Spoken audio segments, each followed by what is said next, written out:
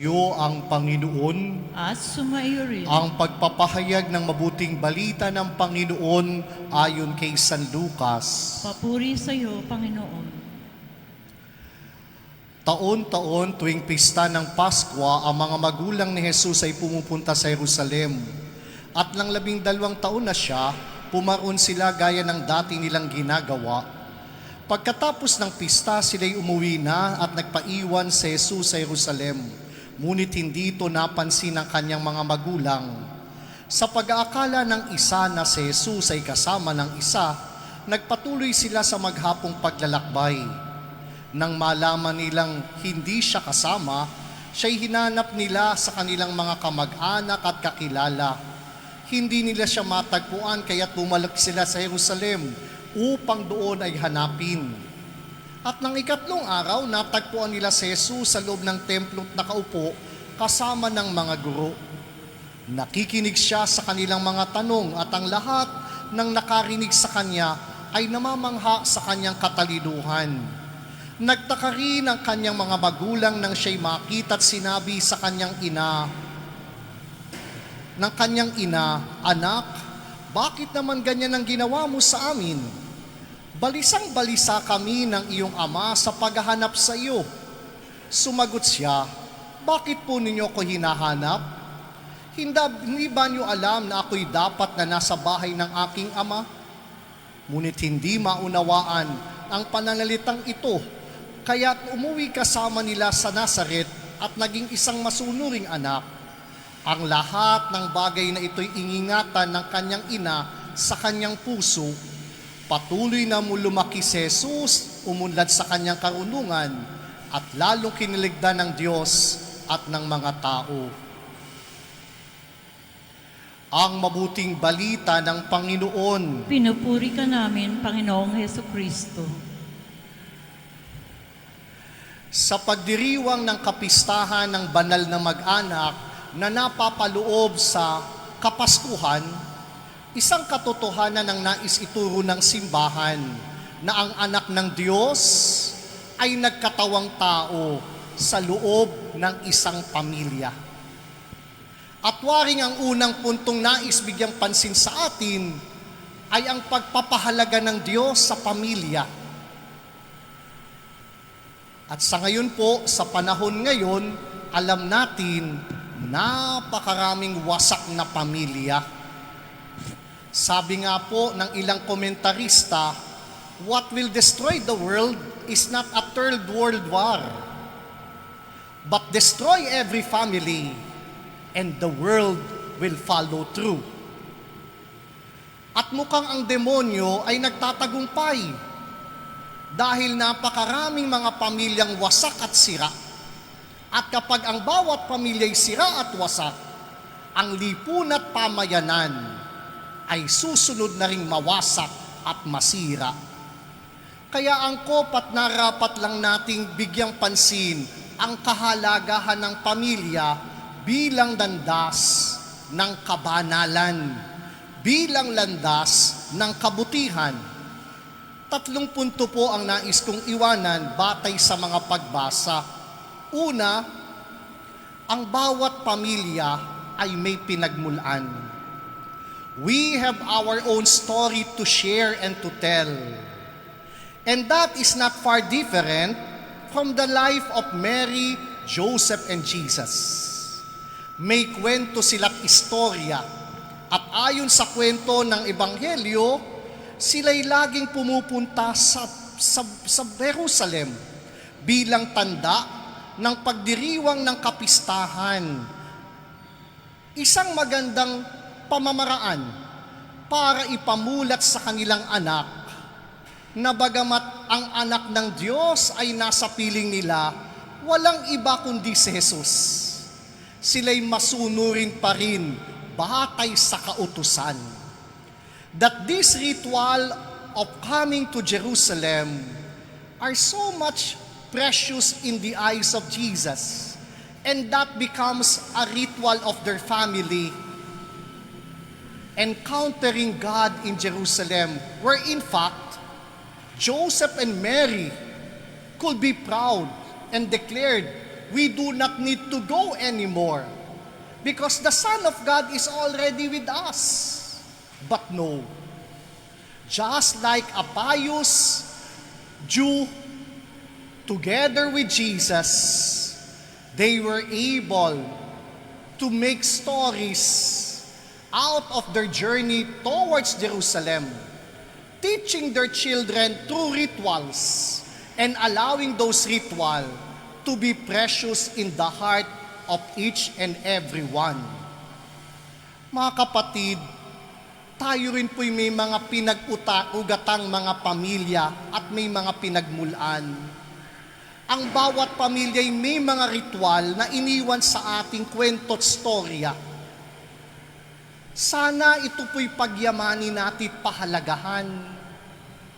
And if we take it into our hearts and allow it to be precious in our lives, though our elders might be gone, but every time we actualize those rituals, we could easily attribute all those things because of our elders who left behind those rituals in our lives.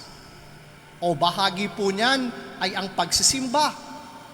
Kapag ginabayan natin iginiya ang mga bata sa sama-samang pagsimba bilang pamilya, we might not value it for now.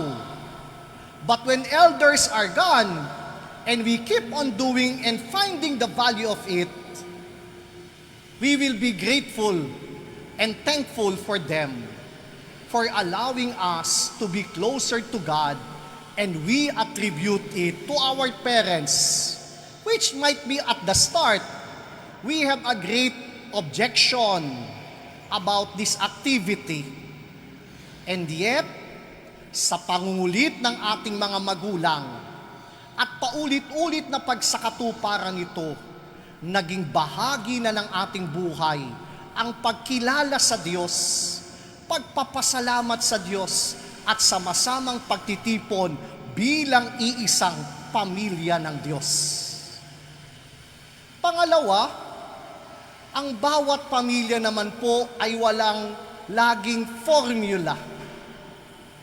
It is a day-to-day learning and understanding of events and circumstances that comes along the way.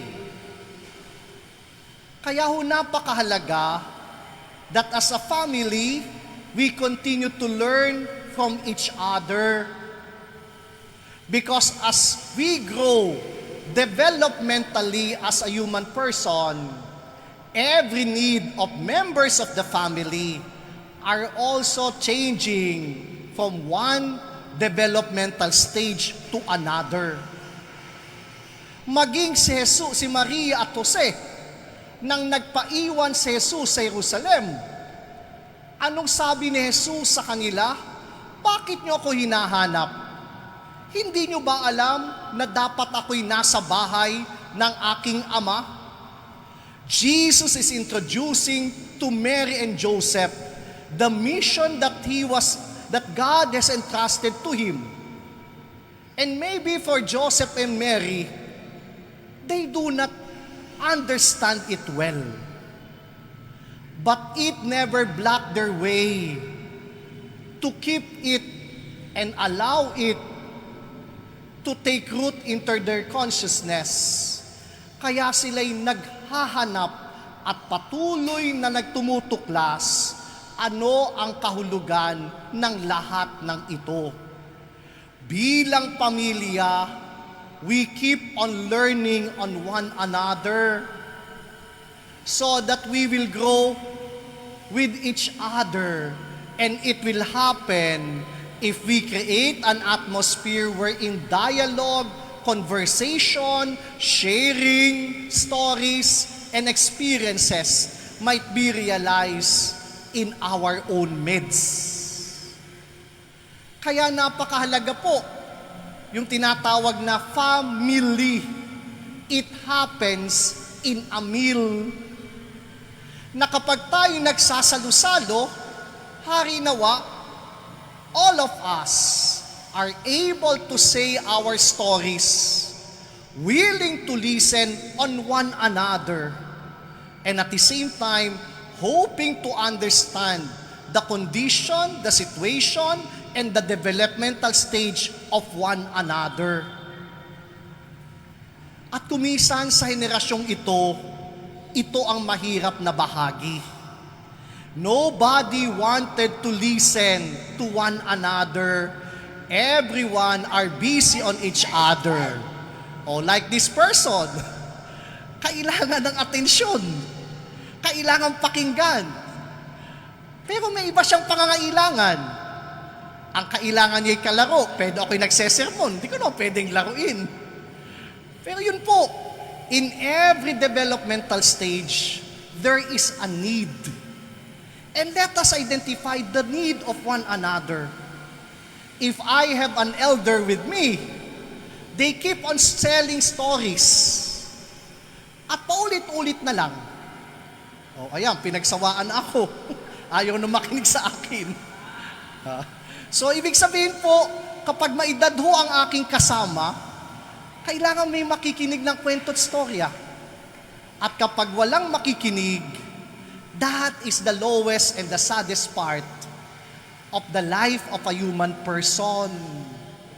Kaya kung paulit-ulit man ang kwento ng mga nakatatanda, iniisip ko na lang, tatanda ka rin. And who will be patient with you listening to your stories when you grow old? At yun po yung bahagi na natutunan ni Jose at ni Maria kay Jesus. They might not understand what Jesus have told them, but slowly, things are getting along the way in order for them to confront the mission that the Holy Family are facing with. But lastly, Mary were able to keep everything into her heart. Every time we listen to the story of members of the family, are we keeping it into our hearts?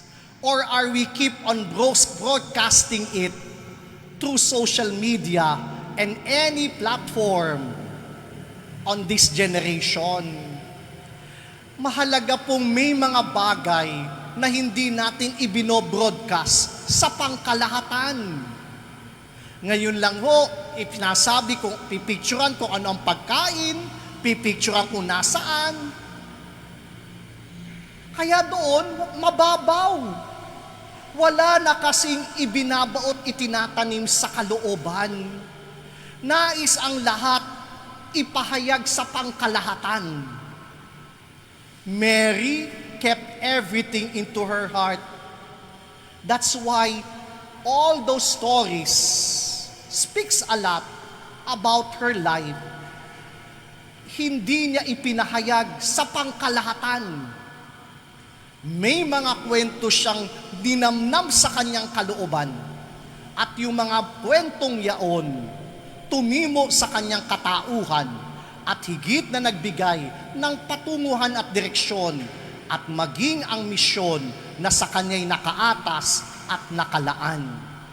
Maganda pong tanungin, at this point in time of your life, what are those thoughts that you keep into your hearts about your family?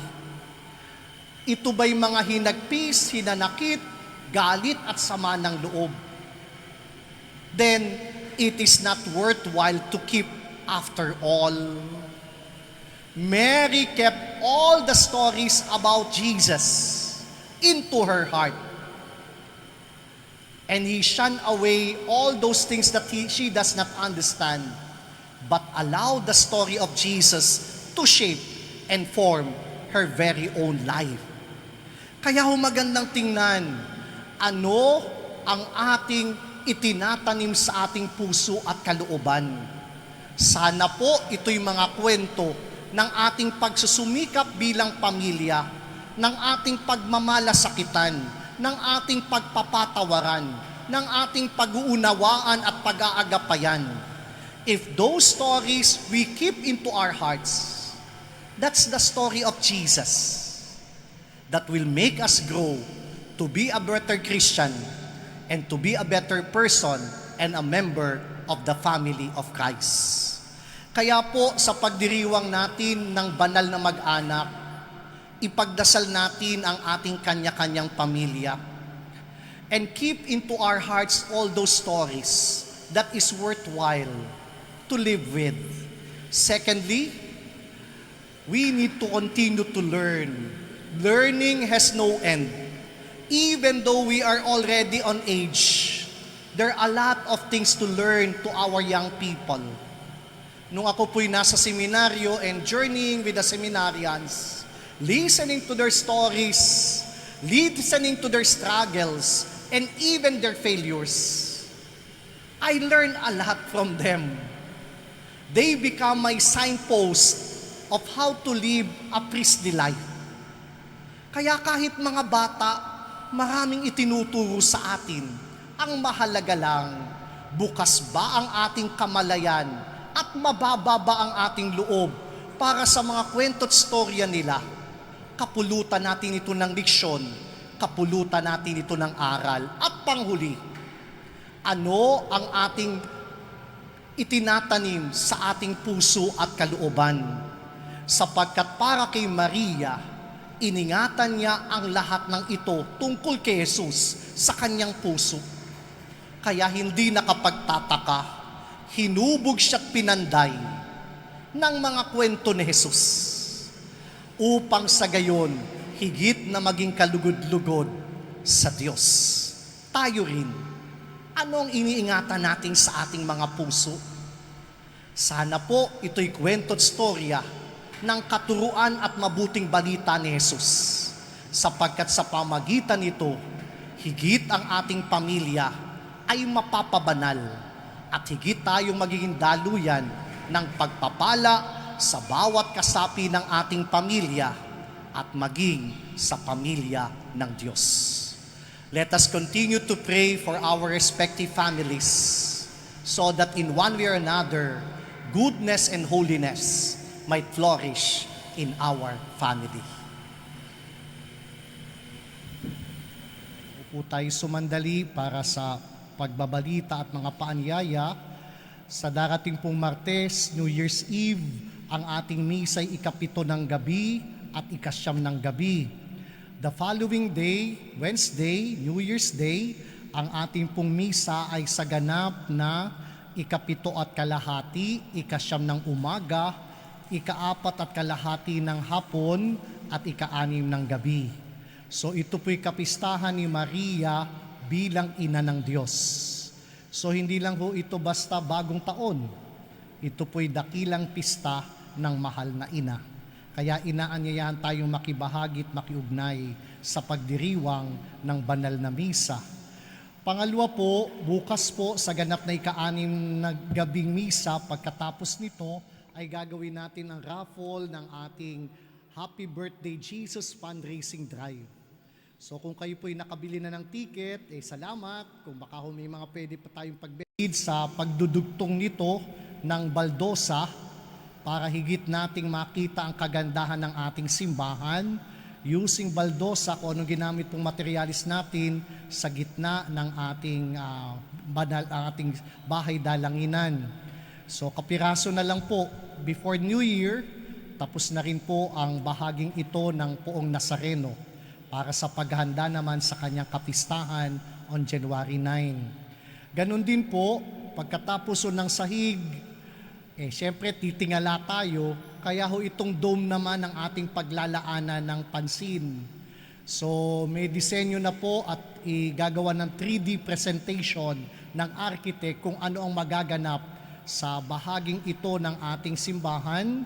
So ipre-present po yun by next year sa atin. But we will start yung mga dowels na kakabitan ng mga ornamental sa pagdating po ng January 6. Maunti-unti na rin tayong magtatayo ng mga scaffolding para po maglagay ng mga didikitan noong mga ornamental dito po sa ibabaw ng ating main altar. Kaya at pagkatapos noon, pupunta na ho tayo sa nave. So, tapos na ho kasi ang yero. So, ang susunod ho ay kesame na. So we hope sa ating pagtutulong-tulungan, matatapuso natin hopefully bago mag-fiesta uli ang mahal na ina.